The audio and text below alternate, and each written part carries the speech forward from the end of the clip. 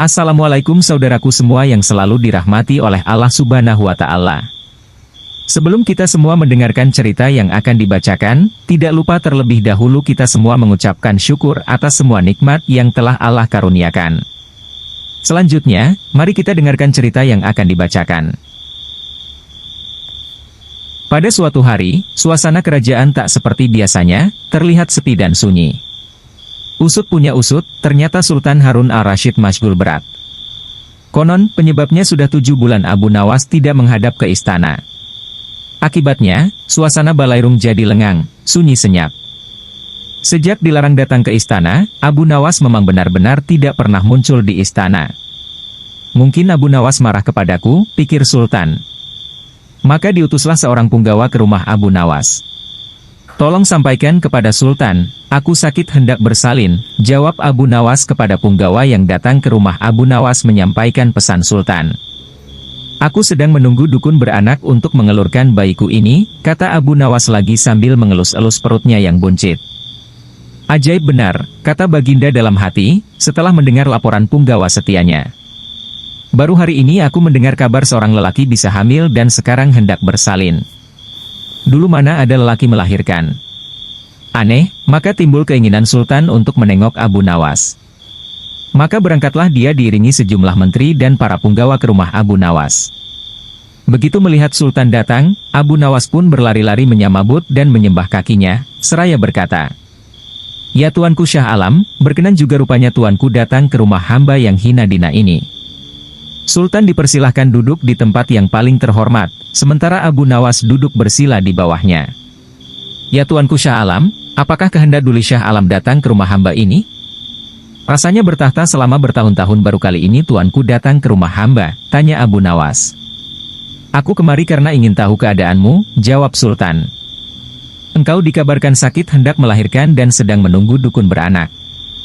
Sejak zaman nenek moyangku hingga sekarang, aku belum pernah mendengar ada seorang lelaki mengandung dan melahirkan. Itu sebabnya aku datang kemari." Abu Nawas tidak menjawab, ia hanya tersenyum. "Coba jelaskan perkataanmu. Siapa lelaki yang hamil dan siapa dukun beranaknya?" tanya Sultan lagi. Maka dengan senang hati berceritalah Abu Nawas. Konon, ada seorang raja mengusir seorang pembesar istana. Tetapi setelah 5 bulan berlalu, tanpa alasan yang jelas, sang raja memanggil kembali pembear tersebut ke istana. Ini ibarat hubungan laki-laki dan perempuan yang kemudian hamil tanpa menikah. Tentu saja itu melanggar adat dan agama, menggegerkan seluruh negeri. Lagi pula apabila seorang mengeluarkan titah, tidak boleh mencabut perintahnya lagi. Jika itu dilakukan, ibarat menjilat air ludah sendiri, itulah tanda-tanda pengecut. Oleh karena itu harus berpikir masak-masak sebelum bertindak. Itulah tamsil seorang lelaki yang hendak bersalin. Adapun dukun beranak yang ditunggu, adalah Baginda kemari. "Baginda kemari," kata Abu Nawas. Adapun beranak yang ditunggu kedatangan Baginda kemari, kata Abu Nawas. Dengan kedatangan Baginda kemari, berarti hamba sudah melahirkan. Yang dimaksud dengan bersalin adalah hilangnya rasa sakit atau takut hamba kepada Baginda. "Bukan begitu," kata Sultan. "Ketika aku melarang kamu datang lagi ke istana, itu tidak sungguh-sungguh, melainkan hanya bergurau. Besok datanglah engkau ke istana, aku ingin bicara denganmu. Memang di sana banyak menteri, tetapi tidak seperti kamu. Lagi pula selama engkau tidak hadir di istana, selama itu pula hilanglah cahaya balairungku. Segala titah Baginda, patik junjung tinggi Tuanku." Sembah Abu Nawas dengan takzim. Tetapi Sultan cuma geleng-geleng kepala. Dan tidak seberapa lama kemudian Sultan pun kembali ke istana dengan perasaan heran bercampur geli. Ada saja tingkah Abu Nawas yang lucu dan menggelitik. Pada suatu ketika, Abu Nawas didatangi seorang pengemis di persimpangan di rumahnya. Pada dasarnya, pengemis itu tidak harus dibantu secara materi, tapi juga harus dibantu dengan memberikan pekerjaan agar dia nanti bisa mandiri dan meninggalkan sifat mengemis tersebut. Itulah salah satu perhatian Abu Nawas. Dia tidak memberikan makanan maupun uang, melainkan Abu Nawas berusaha mencarikan pekerjaan buat si pengemis itu. Pada suatu ketika, Abu Nawas dikunjungi oleh seorang pengemis laki-laki. Pengemis itu meminta makanan karena sudah lama tidak makan. Namun, Abu Nawas tidak memberikan sesuap nasi atau makanan lainnya yang sangat diharapkan oleh pengemis itu. Akan tetapi ia malah mengajukan beberapa pertanyaan semata. "Kenapa engkau mengemis? Apa engkau tidak mempunyai pekerjaan?" tanya Abu Nawas. "Maaf Tuan, saya sudah lama mencari pekerjaan, tapi belum juga ada yang mau menerima saya bekerja," jawab pengemis itu. "Lalu apa engkau mau bekerja sekalipun pekerjaan itu berat?" tanya Abu Nawas. "Asalkan halal, saya mau Tuan," jawab si pengemis. Akhirnya Abu Nawas mengantarkan pengemis itu menemui sahabatnya, Abu Wardah. Singkat cerita, pengemis itu diminta bekerja untuk mencabut rumput. Ternyata, pengemis itu merupakan seorang pekerja yang sangat rajin dan tangkas. Dalam waktu singkat saja, pekerjaannya pun selesai. Abu Wardah pun sangat kagum dan tergerak hatinya untuk memberikan pekerjaan yang lebih serius. Ia pun meminta pengemis itu untuk memisahkan satu ember kurma menjadi 3 bagian. Yang bagus diletakkan di keranjang pertama, sementara yang lumayan bagus diletakkan di keranjang kedua, dan kurma yang jelek diletakkan di keranjang ketiga. Namun ia lupa tidak memberikan penjelasan kepada pengemis itu tentang perbedaan antara yang baik dan yang buruk. Abu Nawas datang ke rumah Abu Wardah untuk menanyakan kabar dari pengemis itu. Ia pun menjelaskan bahwa pengemis itu sangat rajin dan terampil mencabut rumput di ladang sehingga dirinya menyimpulkan bahwa pengemis itu adalah pekerja yang baik. Maka dari itu Abu Wardah memberikan pekerjaan yang lebih serius kepadanya. "Sekarang dia bekerja apa?" tanya Abu Nawas. "Tadi malam dia saya suruh untuk memisahkan kurma-kurma menjadi 3 bagian. Mari kita ke sana untuk melihatnya, tentu sudah selesai pekerjaannya itu," kata Abu Wardah. Tak lama kemudian, keduanya pun sangat terkejut ketika melihat pengemis itu tidur pulas, tidak mengerjakan pekerjaan yang telah diberikan kepadanya. Dengan penuh tanya, Abu Wardah pun membangunkan pengemis itu. "Kenapa engkau tidak menyelesaikan pekerjaanmu yang sangat mudah itu?" tanya Abu Wardah. "Maaf Tuan, kalau hanya memindahkan kurma, sesungguhnya itu mudah, yang sulit adalah membuat keputusan mana kurma yang baik, lumayan baik, dan jelek, karena saya tidak diberitahu sebelumnya," jawab pengemis. "Sungguh itu tak terpikirkan olehku," kata Abu Wardah. Abu Nawas pun tersenyum melihat kejadian itu. Ia pun menegur Abu Wardah karena Abu Wardah hanya bisa memberikan tugas saja, tapi tidak mengajarinya dengan baik cara melakukannya. Bapaknya Abu Nawas adalah penghulu kerajaan Baghdad bernama Maulana.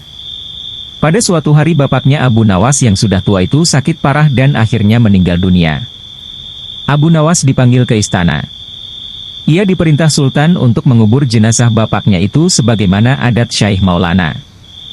Apa yang dilakukan Abu Nawas hampir tiada bedanya dengan Kadi Maulana, baik mengenai tata cara memandikan jenazah hingga mengkafani, menyalati dan mendoakannya. Maka Sultan bermaksud mengangkat Abu Nawas menjadi kadi atau penghulu menggantikan kedudukan bapaknya. Namun, demi mendengar rencana sang Sultan, tiba-tiba saja Abu Nawas yang cerdas itu tiba-tiba nampak berubah menjadi gila. Usai upacara pemakaman bapaknya, Abu Nawas mengambil sepotong batang pisang dan diperlakukannya seperti kuda. Ia menunggang kuda dari batang pisang itu sambil berlari-lari dari kuburan bapaknya menuju rumahnya. Orang yang melihat menjadi terheran-heran dibuatnya. Pada hari yang lain ia mengajak anak-anak kecil dalam jumlah yang cukup banyak untuk pergi ke makam bapaknya. Dan di atas makam bapaknya itu ia mengajak anak-anak bermain rebana dan bersuka cita. Kini semua orang semakin heran atas kelakuan Abu Nawas itu, mereka menganggap Abu Nawas sudah menjadi gila karena ditinggal mati oleh bapaknya. Pada suatu hari ada beberapa orang utusan dari Sultan Harun al-Rashid datang menemui Abu Nawas. "Hai Abu Nawas, kau dipanggil Sultan untuk menghadap ke istana," kata wazir utusan Sultan. "Buat apa Sultan memanggilku? Aku tidak ada keperluan dengannya," jawab Abu Nawas dengan entengnya seperti tanpa beban. "Hai Abu Nawas, kau tidak boleh berkata seperti itu kepada rajamu," kata wazir. "Hai wazir, kau jangan banyak cakap. Cepat ambil ini kudaku ini dan mandikan di sungai supaya bersih dan segar," kata Abu Nawas sambil menyodorkan sebatang pohon pisang yang dijadikan kuda-kudaan. Si wazir hanya geleng-geleng kepala melihat kelakuan Abu Nawas. "Abu Nawas, kau mau apa tidak menghadap Sultan?" kata wazir. "Katakan kepada rajamu, aku sudah tahu maka aku tidak mau," kata Abu Nawas. "Apa maksudnya Abu Nawas?" Tanya wazir dengan rasa penasaran. Sudah pergi sana, bilang saja begitu kepada rajamu, kata Abu Nawas sembari menyaruk debu dan dilempar ke arah si wazir dan teman-temannya. Si wazir segera menyingkir dari halaman rumah Abu Nawas. Mereka laporkan keadaan Abu Nawas yang seperti tak waras itu kepada Sultan Harun al-Rashid. Dengan geram Sultan berkata, kalian bodoh semua, hanya menghadapkan Abu Nawas kemari saja tak becus. Ayo pergi sana ke rumah Abu Nawas, bawa dia kemari dengan sukarela ataupun terpaksa. Si wazir segera mengajak beberapa prajurit istana. Dan dengan paksaan, Abu Nawas dihadirkan di hadapan raja. Namun lagi-lagi di depan raja Abu Nawas berlagak layaknya orang tak waras, bahkan tingkahnya ugal-ugalan tak selayaknya berada di hadapan seorang raja. Abu Nawas bersikaplah sopan, tegur Baginda. Ya Baginda, tahukah Anda, kata Abu Nawas. Apa Abu Nawas? Saur sang raja. Baginda, terasi itu asalnya dari udang. Kata Abu Nawas menjelaskan. Kurang ajar kau menghinaku Nawas. Tegas raja merasa dilecehkan. Tidak Baginda. Kata Abu Nawas merasa ketakutan.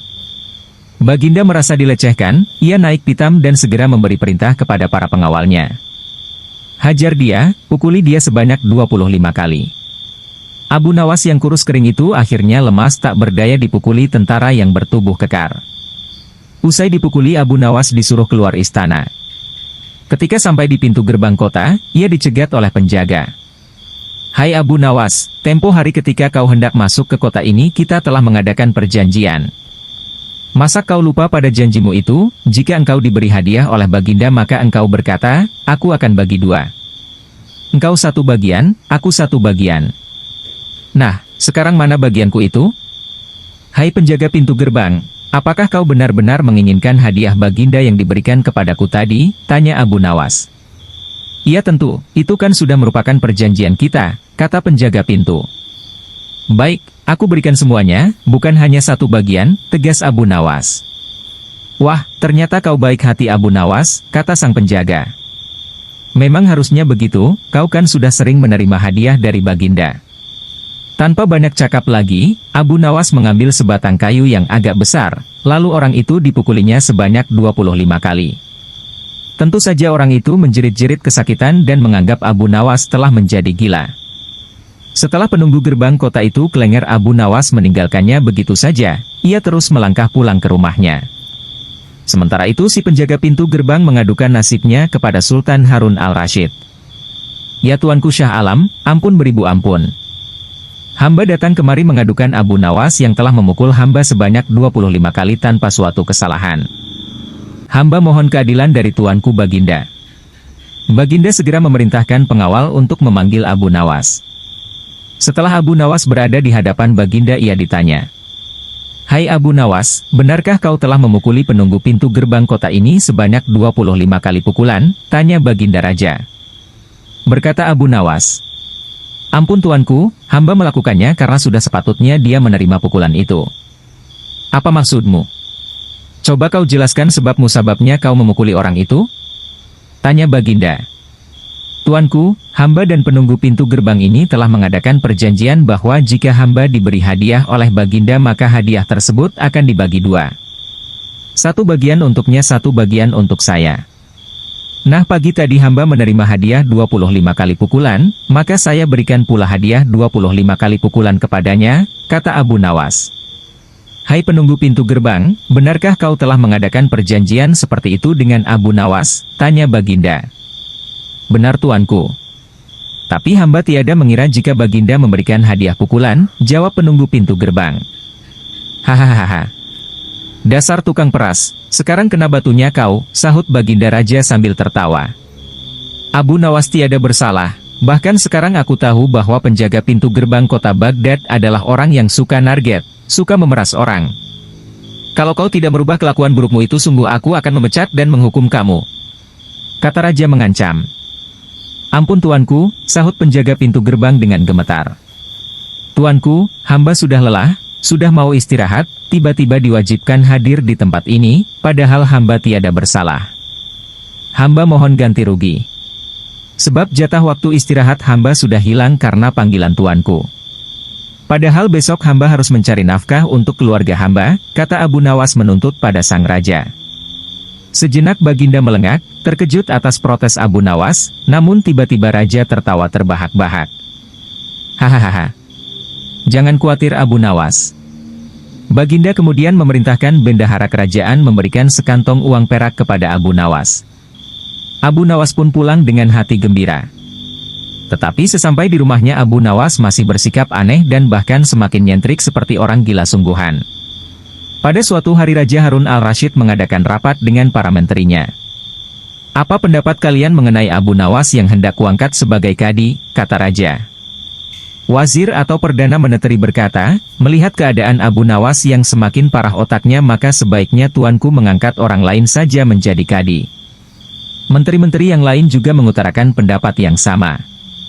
Tuanku, Abu Nawas telah menjadi gila karena itu dia tak layak menjadi kadi, sahut menteri yang lain. Baiklah, kita tunggu dulu sampai 21 hari, karena bapaknya baru saja mati.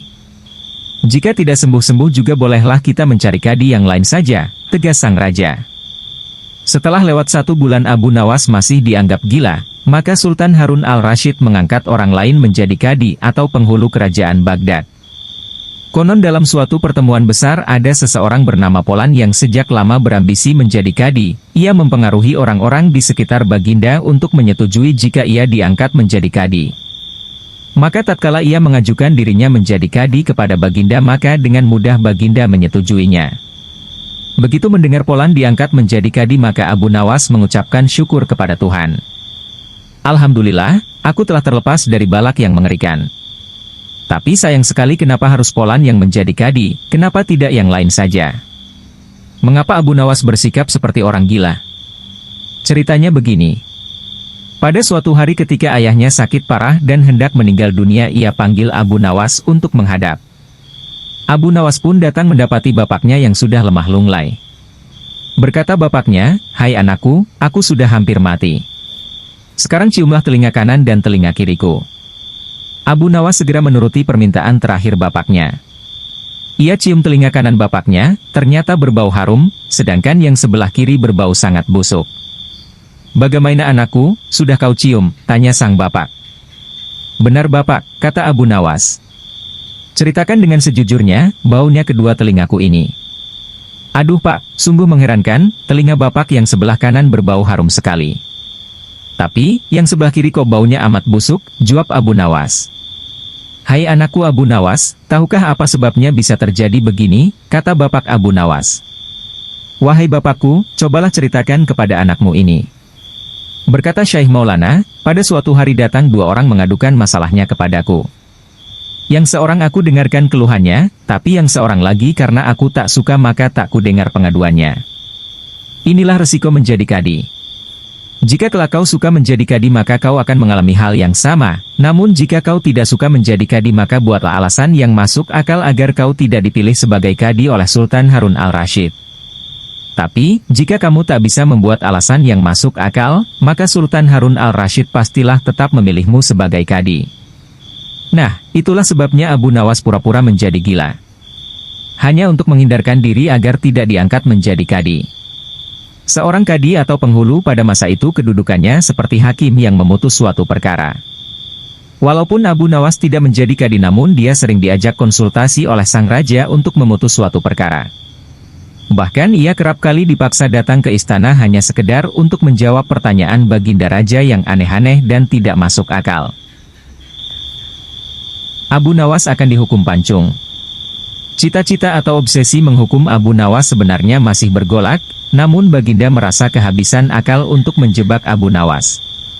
Seorang penasihat kerajaan kepercayaan Baginda Raja menyarankan agar Baginda memanggil seorang ilmuwan sekaligus ulama yang berilmu tinggi untuk menandingi Abu Nawas. Pasti masih ada peluang untuk mencari kelemahan Abu Nawas. Menjebak pencuri harus dengan pencuri. Dan ulama dengan ulama. Baginda menerima usul yang cemerlang itu dengan hati bulat. Setelah ulama yang berilmu tinggi berhasil ditemukan, Baginda Raja menanyakan cara terbaik menjerat Abu Nawas. Ulama itu memberitahu cara-cara yang paling jitu kepada Baginda Raja. Baginda Raja manggut-manggut setuju. Wajah Baginda tidak lagi murung.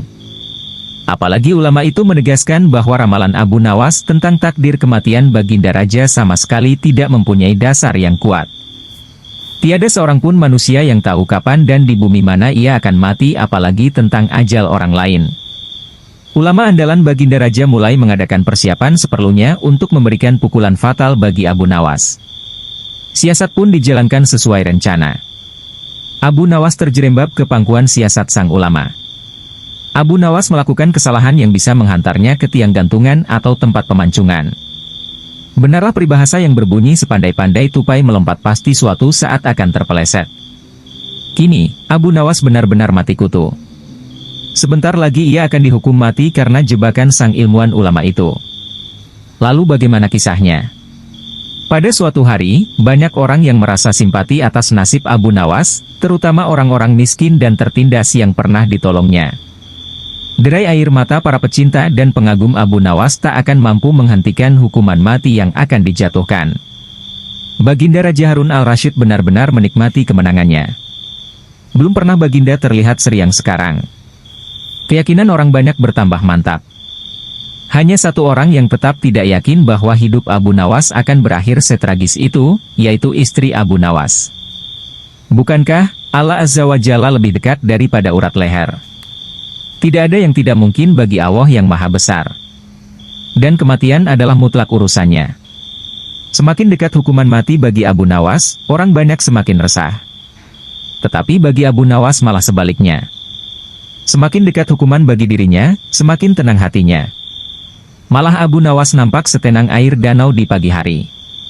Baginda Raja tahu bahwa ketenangan yang ditampilkan Abu Nawas hanyalah merupakan bagian dari tipu dayanya, tetapi Baginda Raja telah bersumpah pada diri sendiri bahwa beliau tidak akan terkecoh untuk kedua kalinya. Sebaliknya Abu Nawas juga yakin, selama nyawa masih melekat maka harapan akan terus menyertainya. Tuhan tidak mungkin menciptakan alam semesta ini tanpa ditaburi harapan-harapan yang menjanjikan. Bahkan dalam keadaan yang bagaimanapun gentingnya, keyakinan seperti inilah yang tidak dimiliki oleh Baginda Raja dan ulama itu. Seketika suasana menjadi hening, sewaktu Baginda Raja memberi sambutan singkat tentang akan dilaksanakan hukuman mati atas diri terpidana mati Abu Nawas. Kemudian tanpa memperpanjang waktu lagi, Baginda Raja menanyakan permintaan terakhir Abu Nawas. Dan pertanyaan inilah yang paling dinanti-nantikan Abu Nawas. Adakah permintaan yang terakhir? Tanya sang raja. Ada paduka yang mulia, jawab Abu Nawas singkat. Sebutkan, kata Baginda. Sudilah kiranya hamba diperkenankan memilih hukuman mati yang hamba anggap cocok wahai Baginda yang mulia, pinta Abu Nawas. Baiklah, kata Baginda menyetujui permintaan Abu Nawas. Paduka yang mulia, yang hamba pinta adalah bila pilihan hamba benar hamba bersedia dihukum pancung, tetapi jika pilihan hamba dianggap salah maka hamba dihukum gantung saja, kata Abu Nawas memohon. Engkau memang orang yang aneh. Dalam saat-saat yang amat genting pun engkau masih sempat bersenda gurau. Tetapi ketahuilah bagiku segala tipu muslihatmu hari ini tak akan bisa membawamu kemana-mana, kata Baginda sambil tertawa. Hamba tidak bersenda gurau paduka yang mulia, kata Abu Nawas bersungguh-sungguh. Baginda makin terpingkal-pingkal. Belum selesai Baginda Raja tertawa-tawa, Abu Nawas berteriak dengan nyaring. Hamba minta dihukum pancung, semua yang hadir kaget. Orang banyak belum mengerti mengapa Abu Nawas membuat keputusan begitu. Tetapi kecerdasan otak Baginda Raja menangkap sesuatu yang lain. Sehingga tawa Baginda yang semula berderai-derai mendadak terhenti. Kening Baginda berkenyit mendengar ucapan Abu Nawas. Baginda Raja tidak berani menarik kata-katanya karena disaksikan oleh ribuan rakyatnya. Beliau sudah terlanjur mengabulkan Abu Nawas menentukan hukuman mati yang paling cocok untuk dirinya. Kini kesempatan Abu Nawas membela diri. Baginda yang mulia, hamba tadi mengatakan bahwa hamba akan dihukum pancung. Kalau pilihan hamba benar maka hamba dihukum gantung. Tetapi di manakah letak kesalahan pilihan hamba sehingga hamba harus dihukum gantung? Padahal hamba telah memilih hukuman pancung, kata Abu Nawas memaksa Baginda Raja dan ulama itu tercengang. Benar-benar luar biasa otak Abu Nawas ini. Rasanya tidak ada lagi manusia pintar selain Abu Nawas di negeri Baghdad ini. Abu Nawas mempunyai kebiasaan pulang larut malam dan hal itu sangat menjengkelkan bagi istrinya. Sang istri pun akhirnya membuat rencana untuk memberikan hukuman kepada Abu Nawas ini. Dan rencana terrealisasi dengan sempurna, tapi anehnya Abu Nawas malah selamat dari rencana istrinya tersebut. Ternyata Abu Nawas yang dipukuli istrinya itu merupakan seorang pencuri. Bagaimana kisahnya? Pada suatu hari, diam-diam ternyata Abu Nawas memiliki istri yang pencemburu. Pada saat Abu Nawas sering pulang larut malam, ia selalu marah-marah. Pada suatu waktu, Abu Nawas keluar rumah hingga larut malam. Hal itu membuat istrinya merasa gelisah dan emosi karena sudah berjam-jam menunggu di rumah. Ia pun tidak bisa tidur gara-gara Abu Nawas yang masih dalam tanda tanya. Bahkan istri Abu Nawas sudah menyiapkan suatu rencana untuk memarahi Abu Nawas ketika dia pulang nanti. Waktu pun sudah menunjukkan larut malam, begitu gelap, namun Abu Nawas tetap saja tak kunjung kembali pulang. Tiba-tiba saja, dalam kondisi yang seperti itu, terdengar suara seperti orang yang hendak masuk dari jendela rumah yang terbuat dari kayu. Mendengar suara itu, istri Abu Nawas pun langsung siap siaga untuk melancarkan aksinya. Ia menuju jendela sambil memegang sepotong kayu berukuran lumayan besar. Ia berpikir bahwa Abu Nawas sengaja masuk rumah melalui jendela karena takut didamprat istrinya. Tak lama kemudian, masuklah seseorang melalui jendela yang ukurannya relatif kecil. Dalam kondisi yang gelap, wajah orang tersebut tak kelihatan. Akan tetapi istri Abu Nawas yang sudah tersulut emosinya langsung saja memukulkan kayu ke orang tadi. Ia memukul secara membabi buta hingga membuat orang yang dikiranya suaminya itu jatuh tak berdaya. "Ampun, ampun," ujar orang tersebut. Tentu saja karena pukulan yang membabi buta yang dilakukan istri Abu Nawas tersebut membuat orang tadi terkapar di lantai. Istri Abu Nawas pun merasa sangat puas dengan tindakannya ini. Ia menganggap bahwa tindakannya setimpal atas kesalahan suaminya, si Abu Nawas. "Ayo cepat bangun, lain kali jangan diulangi lagi dengan pulang larut malam," kata istri Abu Nawas dengan nada membentak. Setelah ditunggu beberapa menit, orang tersebut tak juga bangkit-bangkit. Maka mulailah istri Abu Nawas menjadi penasaran. Dalam pencahayaan yang kurang, ia mencoba melihat dengan seksama orang yang dipukulnya tadi. Betapa kagetnya istri Abu Nawas, ternyata orang itu bukan suaminya. Ia tak mengenali wajah orang yang dipukulinya. Dalam kondisi itu, istri Abu Nawas menyebut orang itu sebagai seorang pencuri dan berteriak dengan keras. "Ada pencuri, tolong, tolong," teriak istri Abu Nawas.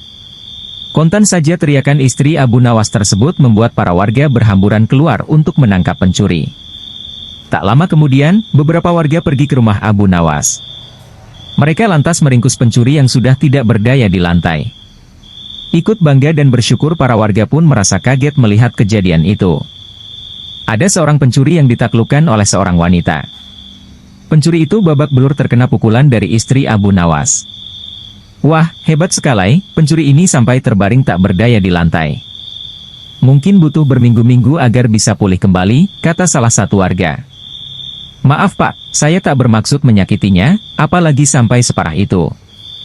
Hanya kekeliruan saja Pak," kata istri Abu Nawas. "Keliru bagaimana?" tanya warga. "Waktu itu, ia masuk melalui jendela dapur. Dan saya kira suami saya yang baru pulang berpesta dengan teman-temannya, makanya langsung saya gebuk," jelas istri Abu Nawas. Tak berapa lama kemudian, Abu Nawas pun datang di tengah-tengah mereka. Setelah mendengar cerita tentang seorang pencuri yang babak belur dihajar istrinya, ia pun tersenyum kecil dan bersyukur. "Untung saja bukan saya yang dihajar, makanya jangan main pukul, beginilah akibatnya," kata Abu Nawas. Namun demikian, Abu Nawas cukup bangga dengan keberanian istrinya yang sanggup melumpuhkan seorang pencuri. Suatu hari Abu Nawas dipanggil Baginda. "Abu Nawas," kata Baginda Raja Harun al-Rasyid memulai pembicaraan. "Daulat Paduka yang mulia," kata Abu Nawas penuh takzim. "Aku harus berterus terang kepadamu bahwa kali ini engkau kupanggil bukan untuk kupermainkan atau kuperangkap. Tetapi aku benar-benar memerlukan bantuanmu," kata Baginda bersungguh-sungguh. "Gerangan apakah yang bisa hamba lakukan untuk Paduka yang mulia?" tanya Abu Nawas. "Ketahuilah bahwa beberapa hari yang lalu aku mendapat kunjungan kenegaraan dari negeri sahabat. Kebetulan rajanya beragama Yahudi. Raja itu adalah sahabat karibku.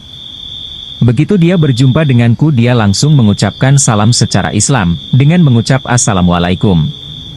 Aku tak menduga sama sekali. Tanpa pikir panjang aku menjawab sesuai dengan yang diajarkan oleh agama kita, yaitu kalau mendapat salam dari orang yang tidak beragama Islam hendaklah engkau jawab dengan wassalamualaikum, celakalah bagi kamu. Tentu saja dia merasa tersinggung. Dia menanyakan mengapa aku tega membalas salamnya yang penuh doa keselamatan dengan jawaban yang mengandung kecelakaan.